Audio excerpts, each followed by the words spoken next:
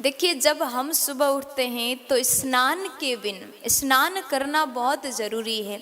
सुबह उठने के बाद जब तक हम स्नान नहीं करते तब तक ये शरीर शुद्ध नहीं होता। स्नान करके ही आप अन्य कर्म करिएगा।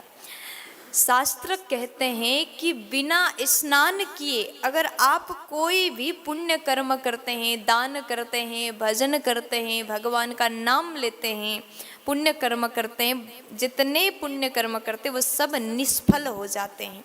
आपने स्नान किया नहीं, कोई आया और आपने दान कर दिया और आप सोचो कि हमने सुबह सुबह दान कर दिया, बहुत अच्छा किया, लेकिन बिना स्नान के दान भी कोई आपको फल नहीं मिल सकता। कोई भी पुण्य कार्य करो, कोई भी पुण्य कर्म करो, सबसे पहले स्नान करने के बाद ही करना चाहिए। स्नान के नियम है, स्नान के बाद ही पुण्य कर्म करिए।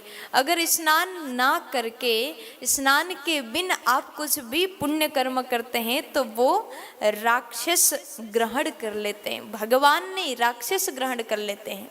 इसलिए पुण्य कर्म से पहले स्नान बहुत जरूरी है। और कहते हैं कभी भी निर्वस्त्र होकर के स्नान नहीं करना चाहिए। आप जलाशय में स्नान कर रहे हैं, आप घर में ही अपने घर के बाथरूम में स्नान कर रहे हैं, नहा रहे हैं, तो भी निर्वस्त्र होकर के कभी स्नान नहीं करना चाहिए। क्यों नहीं करना चाहिए? क्योंकि आप सब जानते हैं जल के देवता वरुण है, और हम निर्वस्त्र होकर के स्नान करते हैं तो वरुण देवता का अपमान हो जाता है।